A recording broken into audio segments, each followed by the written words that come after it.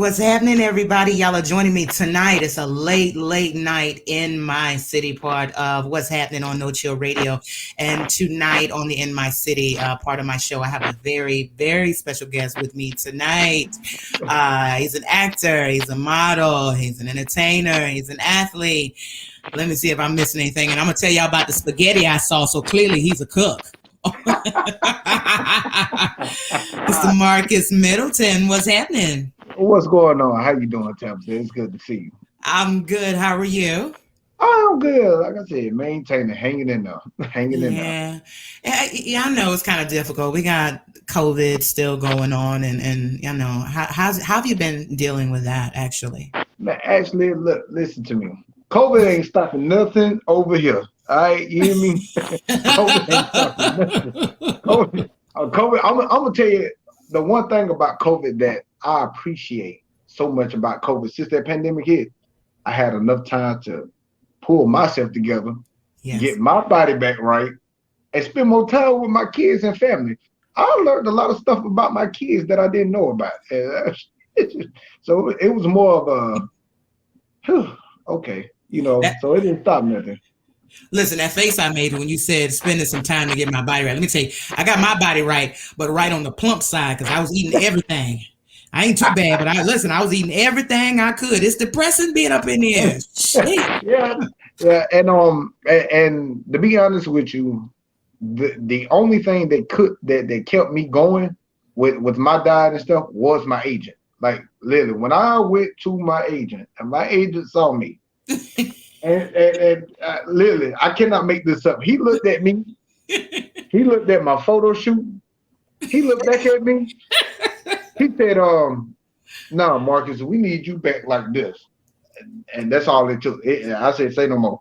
And I, like literally, when I got back, and God is my witness, I think I was going to the gym like 3 times a day. Ooh. Like that's why I said it didn't stop nothing with me here. So that pandemic, it done me favors. To be honest with you. Yeah, you were committed 3 times a day. Listen, I drive by 3 times a day on my way to Burger King. I tell you, I do that. I ain't even gonna lie. I do that.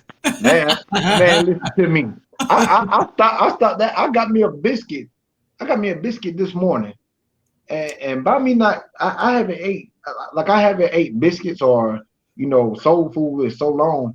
Yeah. Oh my God, I ain't even about to tell you the outcome of that. Oh, let's talk about them 7 noodles you had on the plate that day on your live.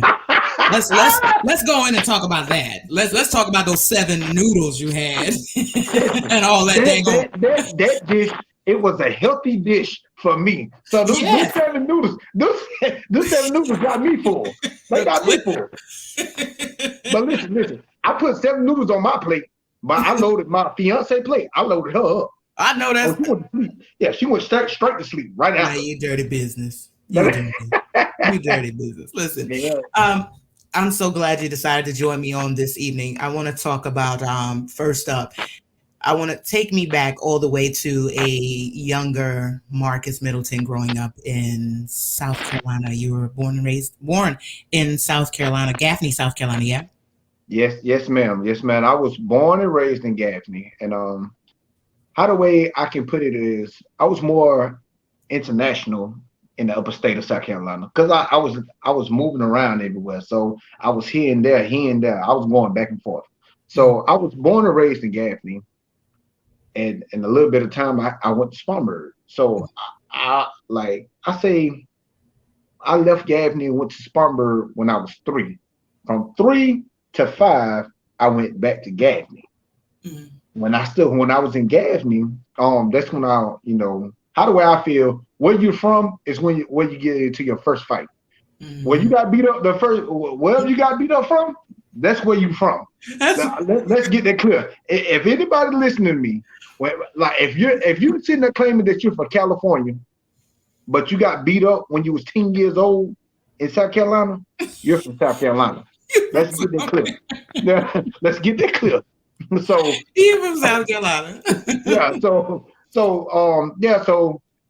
Gaffney, I was acting, man. I was so stubborn, so bad, man, stayed in trouble. and I was just back and forth. And truth be told, shouts out to my grandma, Mary Middleton, which she just commented. She just called me and asked me, Marcus, where can I see this podcast? Grandma, I said, Grandma, I told her I don't know. I would say, well, shouts out to Granny. And Shout out to Grandma. yeah, shouts out to Granny. And so Grandma, I was getting in trouble. I got expelled from school. Mm. I stayed getting into fights all the time, man, all day long. It was fight after fight after fight. I was talking about get suspended for 3 days, go back, hit somebody, get suspended for 10 days, go back, jump this guy, then I get expelled. So, it was just one of those times, and I thank Grandma so much because if it weren't for Grandma sending me to Spartanburg, I would never start playing sports ever because I never played in Gaffney. Didn't play not one sport. Yeah, so I give Grandma my credit for that. Thank you, Grandma. Yeah, thank you. So let's go ahead and move into the sports when you went to Spartanburg because played. I'm assuming. I'm guessing it's football. Yes. Yes, football and I All ran right. track. Tell me about your football. Football. I'm gonna be honest with you, man. When I started playing, I was a late bloomer, and when I say late bloomer, like you got your pee wee when people been playing pee wee all the way up to high school, and then they go to college. I started playing in ninth grade, like as a freshman, clueless, like didn't know much about it except for what I saw on TV. But the only Mm, thing that saved me was I was fast. I could mm, run. So the coaches seen that because what the coaches say, you can't coach speed. So, and I did not start. That's the crazy part. I did not start in high school until my senior year, when a guy got hurt and I stepped in, but when I stepped in, I got off. So that's where the scholarship came in it. And but I was back and forth running track and playing football. And man, when I was playing football, I played so angry. Like I was an angry child at that mm, time. So couldn't control it. And like I'm talking about like I go practice, we'll have football practice after practice, I'll go straight to the gym. They done ran me to death, barely crawling. As the coach blow the whistle, I'm going straight to the gym. Like that's the type of anger that I had built up and animosity, and the animosity came from. And I can be honest with you, I still don't know where it came from. I don't. So, and because I remember my son asked me, he was like, oh, because he was watching one of my highlight tapes, and he was like, Marcus, why you run so mean? Why you look so mean when you take your helmet off? And and it's crazy because by you having kids, you can't explain it. yeah. So, and it's more like he asking me questions I don't know. So that's why I'm like they teaching me stuff that I don't know about Yeah. myself. I'm like, when he asked me that, I was like, well, son, the reason why I was looking like that, okay, you know what, son? I don't know.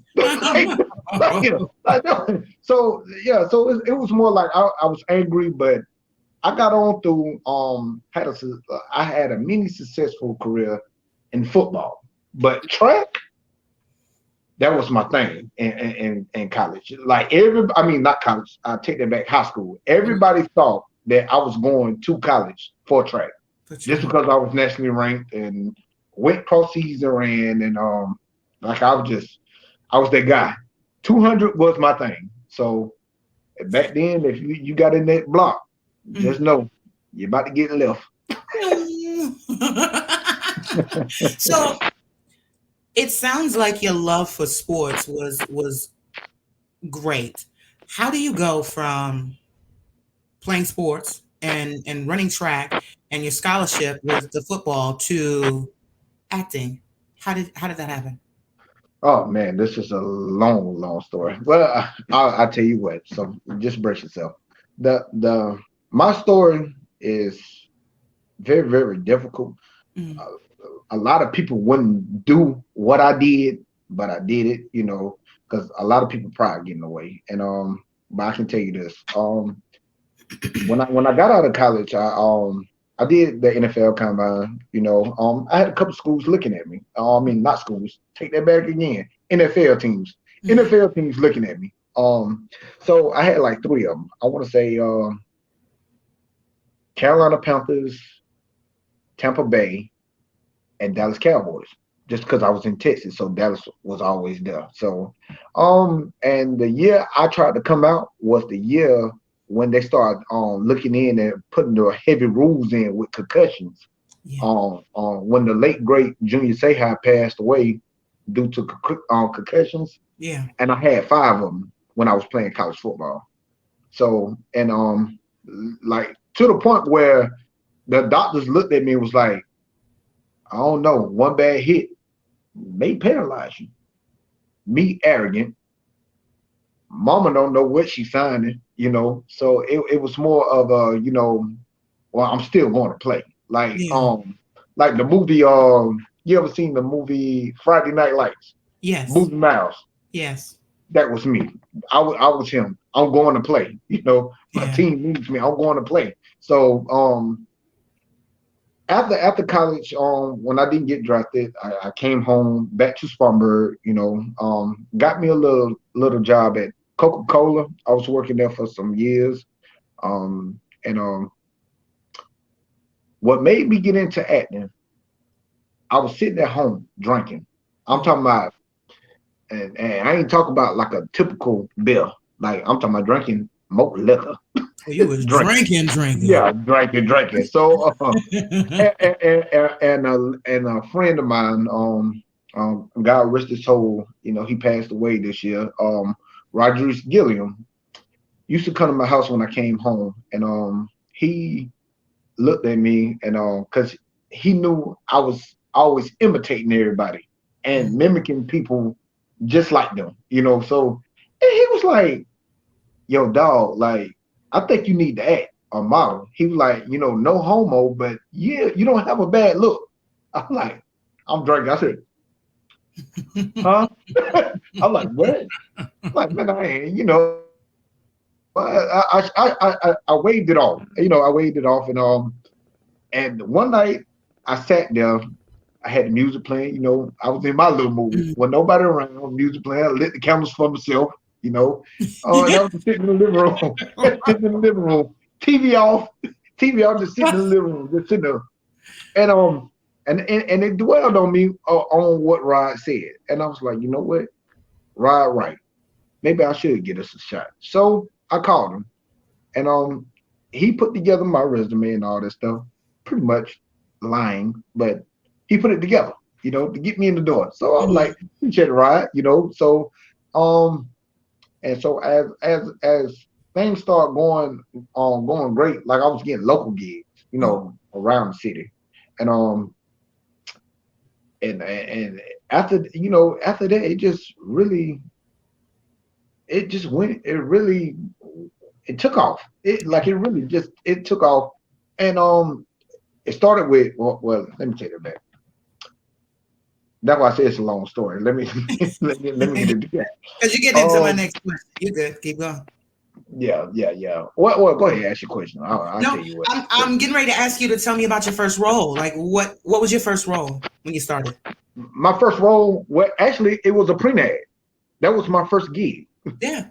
Yeah, so that's why I was about to twine it together. So I'm glad you asked that. It was my first prenade. It was Wild Rabbit Hennessy. Well, Hennessy Mr. Courtney. Mhm. And the story behind that was, and this is the story that I tell people, like people wouldn't have done this, but I did. So, and when people ask me how you get the print ad for Hennessy, and I ain't had no agency or nothing, listen to me. When I was home, when I listen to me, listen to me. I used to get off work every night, wake up in the morning, and call Hennessy corporate office. Now, the Hennessy corporate was based out of Australia. And shout out to Miss Lily Regit. I would never forget her name. I cannot find her to this day. If I could find her, Lily, I give her a big hug because I called the corporate office so much and talked to her, It was to the point she knew I was calling every day, same time, every day. Hey, Miss Lily. Hey, Marcos. I said, Miss Lily, do you got something for me? No, no, we don't have nothing for you today. We don't have nothing for you. I mean, she told me this, I can clearly count 50 times. I called this woman 50 times for 4 months straight. I like literally 11. I cannot make this up. I called her 50 times until one day in my mind, I was like, "No, I'm not gonna call her no more. I'm not gonna call her no more." And I was like, "Nah, let me call her." So I called, and she picked up the phone. Hey, Marcos. I said, "Hey, Miss Lily," and she was like, "I got a gig for you." Really? Really? She was like, is there any way you can be in Charlotte? I said, yes, ma'am. What time? And she was like right now. I said, yes, ma'am. I got in the car. When she gave me the contact to on who to contact, I texted them. I'm on my way. I'm an hour out. Went there, did the print ad, came home. That was the first gig that I ever did. And this is where it gets better. A week passed. A week passed. I didn't see no money, didn't see no check. And for the record, I do not do this for the money. So I'm gonna put that out there. I do not do this for the money. It's deeper than that for me. I But understand. and rent came up. I didn't have the money. And I'm sitting outside with my boys. We sitting there drinking. I'm trying to figure out how the way I'm gonna get my rent paid. The mailman comes. Okay, I see a bag go in my mailbox. I'm like, I didn't order that. So I opened it. So I opened the mailbox. It was a whole Hennessy. It said Hennessy on the front. So I took it over to my boys. I opened it up. It was a Hennessy shirt, a Hennessy watch, a Hennessy wallet, and a limited Hennessy card. I could get Hennessy for free for 5 years. They gave me that. Then right behind it was a check. Now the check, that's what I said. The check was so fat to the point where I dropped my bottom. And I asked my friend, yeah, I dropped my bottom. And I asked my friend, I was like, God is my witness. Shouts out to Courtney because I'm bringing them in this. I said, Courtney, what to say? And Courtney looked and he said, boy, that's blah, J, blah. I ain't gonna say the price, but he's like, boy, that's blah. I said, I'll be right back. Literally, I did not have no car. I did not have no car. I cannot make this up. I ran from my apartment to the bank on feet. I did. No cap. Now you talk about your very first role, but you've been in plays, you've been in some short films, and other couple of things. You've been on a lot of things. Tell me about your most memorable role. My most memorable role would be this. Love don't live here anymore. I'm glad you said something about that. I'm going to let you go ahead and say what you're about to say, and then I'm going to tell you something. Let's come on with it. I'll tell you what.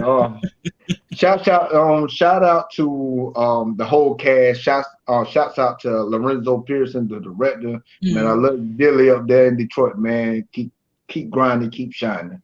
But that story, it was very rushed. So when I got the role, he gave me the script, but I never made it to a table read. And when it comes down to stage plays, you gotta be at table reads and practices. You gotta be, So I never went there. So on the date of the show, I fly down, had to get with all the cast to go over the lines before the date, before the day of the show, just because that was my first time meeting all of them in person. So I did not get no sleep at all. Truth be told, I only slept for like 30 minutes. Then I was back on my feet. Yeah, back on my feet. But we went through it. We made it through. Amen. And amen. people loved it. And it's streaming on YouTube. It got over 1 million views. Everybody talking Hmm. about me. Hmm. Um, how much? So I'm gonna tell you. I'm gonna pause you right there, and I'm gonna come in before you fly past it, and I forget what I'm trying to say. Yeah, I went on YouTube and I checked it out, and you have the introduction. I know you know what I'm getting ready to get at, but you have the introduction where she's coming in and she's doing the pillows, and clearly she's looking for some keys. And so you right off the bat, you came smooth out, no shirt on. So yeah, you damn right you got an applause from the whole entire audience. Tell me how you managed it straight out the room. You understand? Straight off the bat. The credits weren't even, the logo wasn't even off the screen yet. It wasn't even off the screen. I know what I saw. I know what I saw. Yeah, man. Listen to me. Yeah. When I came out and when I heard the crowd, because as an actor doing theatrical, you're never supposed to look out unless you're doing, singing or and I glanced. I almost said it on stage. I was like, God, I didn't like. I almost said it on stage. I said, damn, like it was so many people out there. Like I was Yeah. like, so I was brushing my teeth. I said, ooh. So it was, but yeah, it was an experience, man. Like that was by far the biggest stage play I done ever did in my life, ever. Like stage play wise, Yeah. that was the Yeah. biggest one. I think it Yeah. sold out. It was like 5,000 people Oh. in the Down Center, in Saginaw, Michigan. That's where we was at, downtown Saginaw, and at the Down Center where they throw all types of events there. And when I Yeah. say it was sold out, it was sold out. Well, I guess 100%. so. It wasn't just me. Everybody hated me. But when the play went on, they hated me. They hated me. Yeah, yeah. Your character, yeah. Yeah, Yeah. that's why I said they Mr. hated me. Miguel. That was the character, Miguel. Yep, Miguel. Yeah. Miguel. Yeah, yeah. Yeah, How, the let me tell you, ladies, man. tell me when playing Miguel, and then I'm going to get off of this. Briefly tell me when playing Miguel and knowing how people react, because you have a lot of actors who they are the character we say they are. Like Danny Glover right now is still Mister from Color Purple. You understand me? So tell me how was it to get into that role of Miguel, knowing that okay, these people are going to hate me for this. Yeah, I mean, it's more like you're acting as an actor, so it's just acting. You know what I'm saying? So I can switch up now and become, you know, bitter. It's acting. You know what I'm Mm-hmm. saying? Like I can switch it up real quick, like right Mm-hmm. now, and I can turn it on and turn it off.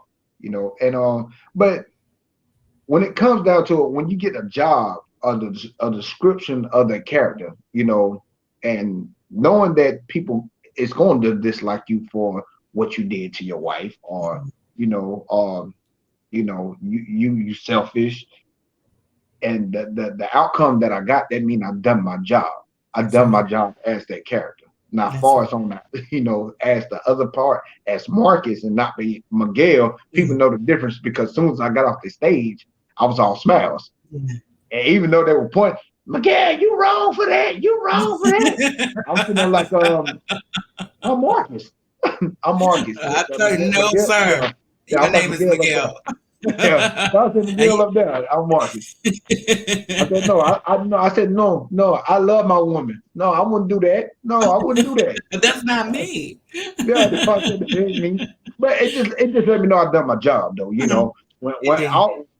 reading all the comments up under it, Miguel this, Miguel that, and I was like, I done my job, my job was Indeed. complete.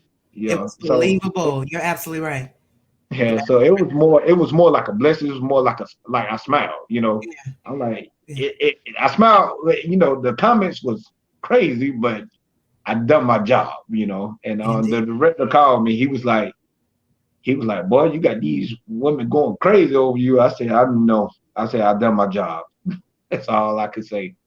I done my job. So Now you We talked about Marcus, the athlete. We just touched on Marcus, the actor. Now tell me about the modeling part. I know that kind of all ties into, everything we talked about fitness earlier. You talked about, keeping yourself together and what it's been Mhm. like keeping yourself or getting back to where you were over the pandemic. But modeling, how did you intertwine the modeling with the acting and so forth? Actually, the Hennessy print ad. The Hennessy print ad opened so many Okay. doors for me. Okay. Because when I did the print ad, that's when Sheen magazine reached out to me. I got in the magazine Saw for the that. cool player ad, and Essence magazine had it in there, and then I got on a billboard in Atlanta. So as it started rolling, then I started getting invited to events. Yeah. So the events, you just start mingling with people, and Yes. that's how it intertwined. So it Networking. was, yeah, like, and they just look at me. Do you act, or do you act too, or you just model? And me, I didn't have no agent at the time. Literally, I didn't. So I'm sitting there like, oh, I do it all. I do it all. Yeah, yeah, I do it all. And I was, you know, just trying it out. And to be honest with you, it was my calling. Yeah.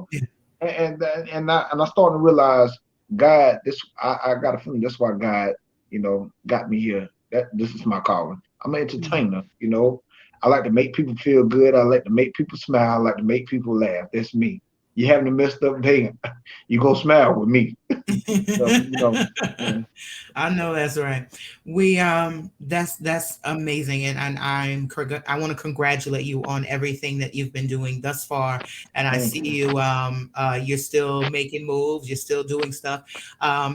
I said, I was not going to touch on the subject, and I'm really not going to touch on the subject, but Marcus, the entertainer, the grown up entertainer. Yeah, I Hold don't. on, let me get I'm my gonna tea. say I'm gonna say entertainer because I'm gonna tell you it's a big difference between what they call it versus what you are, which is an entertainer. I think it's a difference, Exactly. It but is a big difference. and for those of you who do not know, a dancer, a male entertainer, tell me Yeah. how you get that? How you get mixed up in that? Well, actually, that comes from my cousin Candyman, which is AKA Derek I Warlock. knew it. I knew it. Yeah, I knew yeah, it. my I cousin. knew it. My cousin. When I found out that we was kin folks and we was kicking it, and I was sitting there wondering, I was like, man, Derek, I was come back with a whole bunch of money. I'm trying to get some too. Come on, put me down. And he said, hey, look, you know how you am. Yeah. You see, you want to do the same? You see, you want to do the same? All right. Derek, that's Yeah. you. All That's right. you, And buddy. I said, Right all right. there. Yeah. All right. All right. Yep. That's what he said. He took me, and he took me, and after that it was just a wrap. Like, I just got, and I just kept going with it. Oh, that was him. Oh, yeah, you indeed are an actor because that's him. Yep. If you Yep. know Hmm. Derek, aka Candyman, that's Yep. him. That's Yep. him. Yeah. Tell me. You killed that. Oh man. I can't. I ain't come on here. Look, he gonna cuss me out. He gonna cuss Yeah, me out for laughing yeah, at him. yeah. Lord, that's him Cause I all love you, day. cause I had to get you though. We I love you, love Derek. you. Mwah, we love you. We love you. I had to get you though. Yeah, but So, doing that, did that change the way you wanted people to perceive you as far as the seriousness of, because a lot of times I hear that a lot of actors or I've come into contact with male entertainers who try to break into the acting world, and it's a bit difficult mhm. for them to separate the two. Is it difficult for you to separate the two from the male entertainer Marcus from the actor, the athlete, the model, or what you're working on now, the actor and the modeling part of your life? Is it difficult to separate the two? No, absolutely not, and absolutely not. Just Mm. because when it comes down to that field, and hear me out, to the people that's listening, that's in that field, go get your money. At the end of the day, go get your money. Can't nobody tell you what to do. If you got bills, you got anything, that's your hustle. Uh oh. If that's your hustle, Mm. Go get your money. So, with that, with me, that's a hustle for me from time to time. And when it comes down to acting and modeling and all that stuff, that's two totally different. Like Mm. two totally different. Like even though I'm known in it, but I'm not known in it. I So understand. I can leave and don't want nobody miss Marcus. Yeah. Well, let me phrase that. Won't nobody miss ecstasy. I can leave, won't nobody miss him. You know, but if I was to leave acting and modeling, they'd be like, "Well, Marcus," you get They're what I'm gonna, saying? So, yeah, I understand. yeah, that's how that works. It plays That's itself out. Like compared to, let's say, for instance, prime example, Bolo, mhm. Michael Bolo. Yes. Shouts out to you, Bo. Shout out to Bolo. Yeah, shout out to Bolo. Like Bolo, if Bolo was the lead dancer, everybody gonna ask questions. Where Yeah, is they he? start a Where is he? World War Yeah, II, a World War III or four about yeah, that. They will show out. You hear exactly. me? They'll show Yeah, out. exactly. Well, Bolo stop, and you a hit go Oh yeah. around Oh yeah. compared to me stopping. If Yeah. I stop, you probably have like three people say, Yeah. SEC stop, but she already back there. So it's a difference, Yeah. compared to if I stop acting or modeling or doing what I've been doing before that the entertainment world, that type of entertainment world, it'll be totally different. Then everybody be asking questions like, why Marcus ain't making no more film? He gave up on. So that's how it works. It plays it like it's hand to hand. So Yeah. Yeah. you know. Okay. Well then, that's enough of that, ladies. Listen, that's it. That's all I'm gonna ask. We ain't come here to talk about that. We didn't come here to talk about that. If you know, you know. I'll say that. If you know, then you know. That's all we're gonna say about that. Now, Marcus, you have done a phenomenal job. Tell me, as an African American male, and I'm gonna get a little serious with you.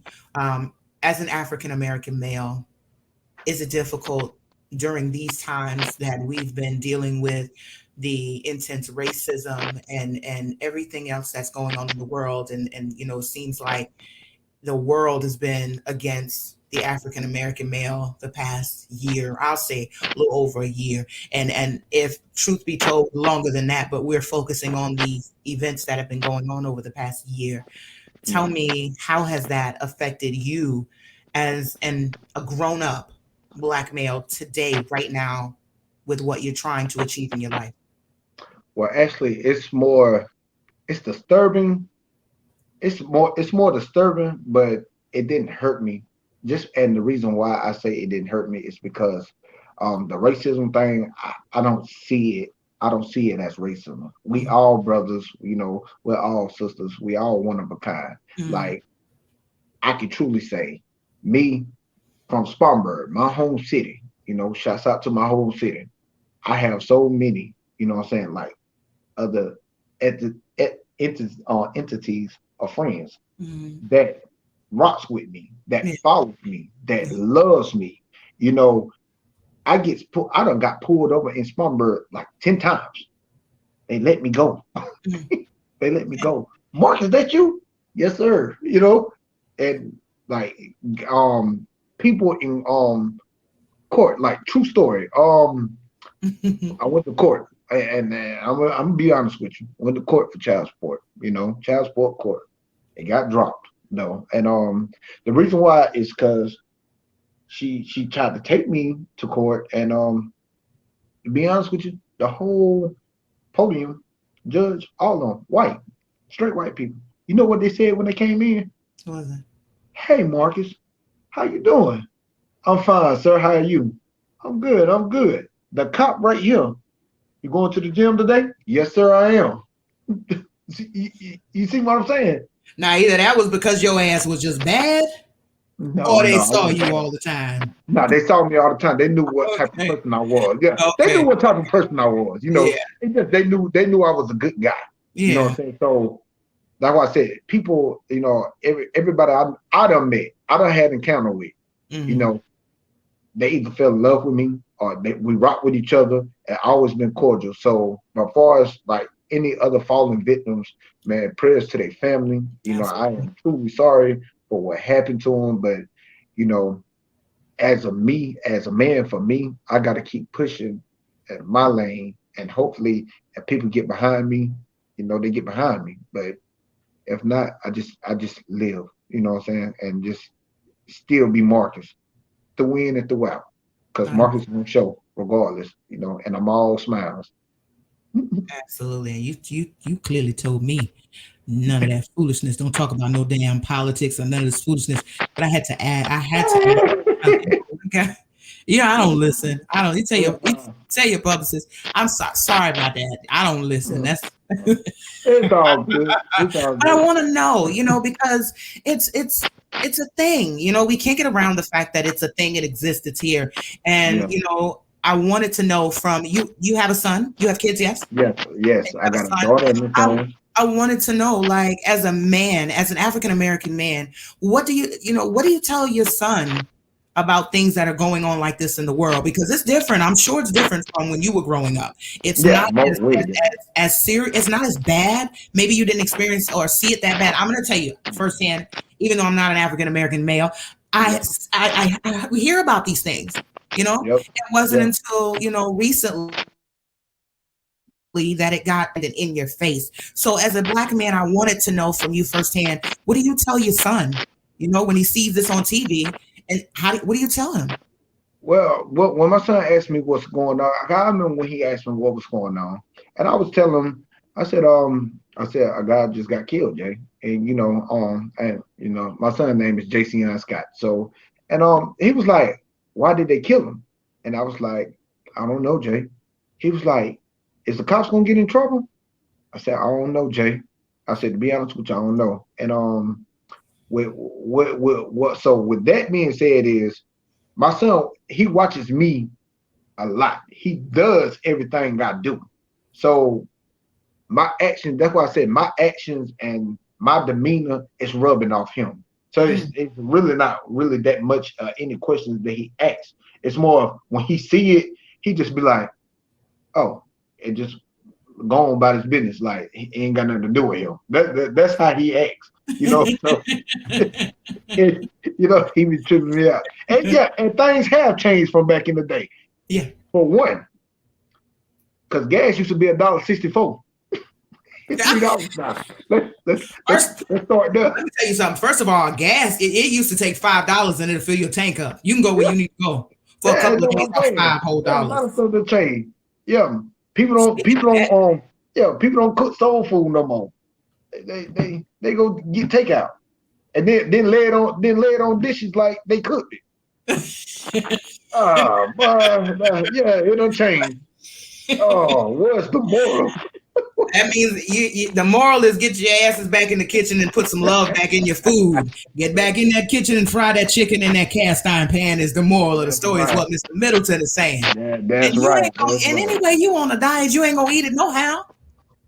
I ain't, but I just like to smell it, and I walk out. But I just want to smell it though, at least, you know. At least let me know you making Yeah, macaroni and yeah, cheese. I ain't gonna yeah. touch it. No, I say, or you come in the house and it smell like processed food, but you put your gravy on it. You put your gravy on it, but it smell Listen, like processed. Yeah, like oh, boy. listen, that's their grandma gravy, and that's Yeah, what they put on it. It's the same thing. It's theirs now. They made it theirs. It's now theirs. exactly. Well, I mean, teach his own. Teach his own. Yeah, you I can't play agree. around. You can't Hey, play around. listen, I always ask this serious question through to everyone that I interview, and it is, if you could look a younger Marcus Middleton in the mirror right now, today, right this moment, what would you say to yourself? I say, Marcus, um, stop thinking so negative because you know you're great. Like you're greater than what you think you are. Like if I would have known this about me years ago, truth be told, I probably would never even played sports. Mm, Like I've been an entertainer all my life. Now I think about it, yeah, I've been an entertainer all my life. Me, Mark, and MC Hammer, too legit to quit all the way down the hallway when I was 6. To Michael Jackson moonwalking on concrete. From and that's why. So it's more like I just tell myself like I'm great, you know. Don't take no for an answer. You Mm-hmm. know, my attitude it need to change. It's not cool to be rude. You know, it's not cool. You block your blessings when you're being rude. And I'm gonna say this again to the people who listening. You block your blessings when you're being rude. You You ain't ain't gotta had. be rude out. You don't have to be rude all the time. Just because of another person look at you doesn't mean they looking at you funny. Like, stuff like that, like it just more like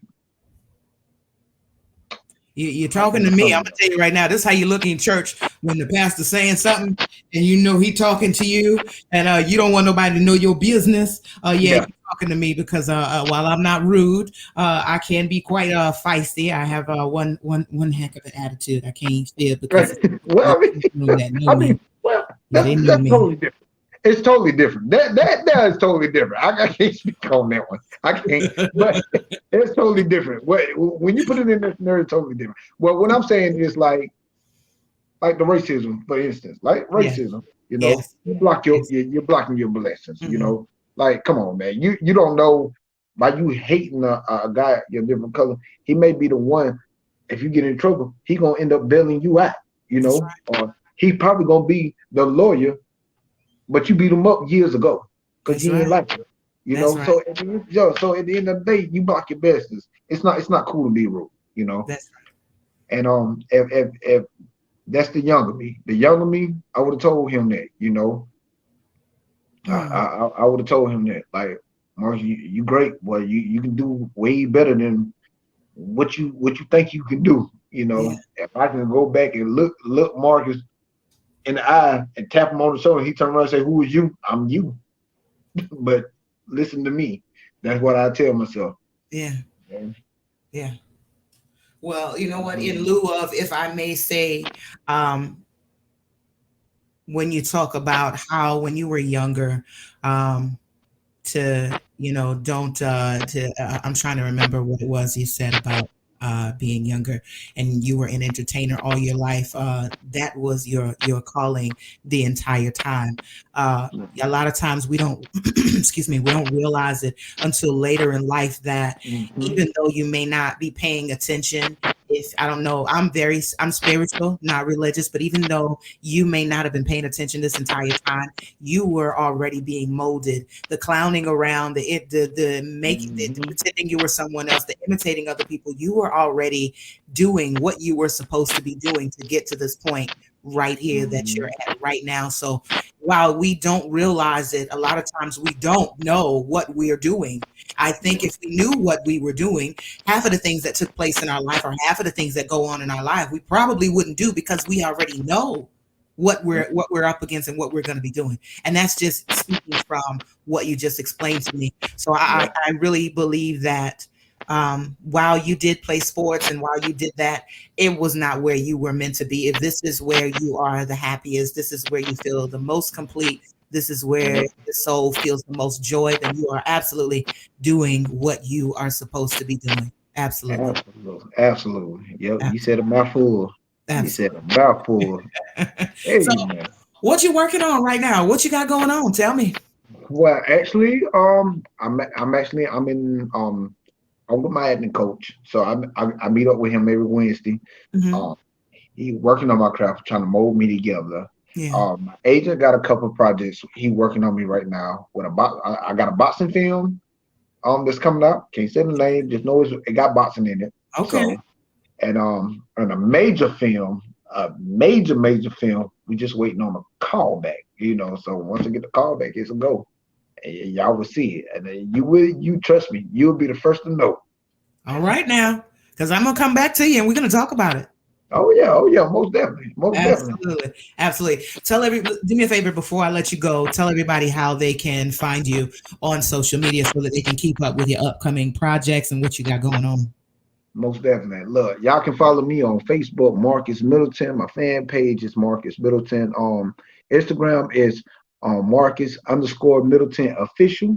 And on Twitter is Marcus at Marcus Middleton. And my last name got the one in the middle.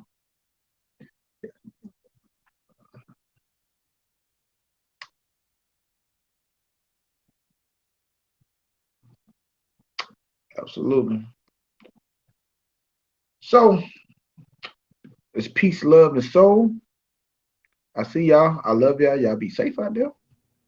Absolutely. Sorry about that. I don't know what happened. Yeah, You I was know, about to say, machines and all yeah. that other kind of stuff act a little weird. Listen, I hope you continue talking. If you were an actor, you should have just kept right on going.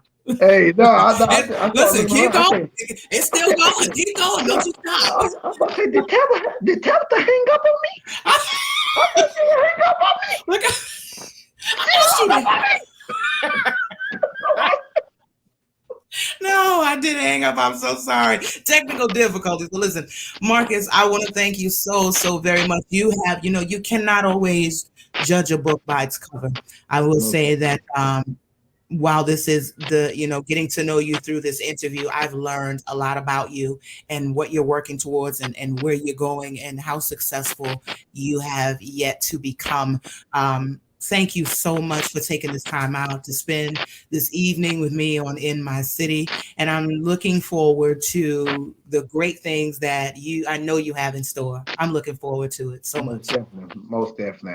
And I just want you to continue to pray and follow me and just keep rocking with me. Everybody out there, y'all just pray, follow me, and just keep rocking with me. I promise you, we're gonna have a good time while I'm going. And I promise you, I'm going to bring it back. I'm going to bring it back. That's Like what's Less up. is Mine on Empire, Yeah. man. Yeah, skinny Ooh. man. Yeah, skinny man. Tell me that didn't fall out your man. Come on, man. You gotta whoop that trick, man. You know what I'm saying? I got to bring it back like Terrence. Get out of here. Get right on up out of here. Listen, thank you so much again. I know we're going to be talking a Thank little you. bit later to keep up with what you got going on. You guys follow him on his Instagram and on his Facebook and see what he's got going on. Keep up with him. He is what's happening. I promise you that. Mr. Middleton, thank you so much and have a Thank you. blessed Thank you. evening. Thank you. Thank you. Bye, you guys. Bye bye.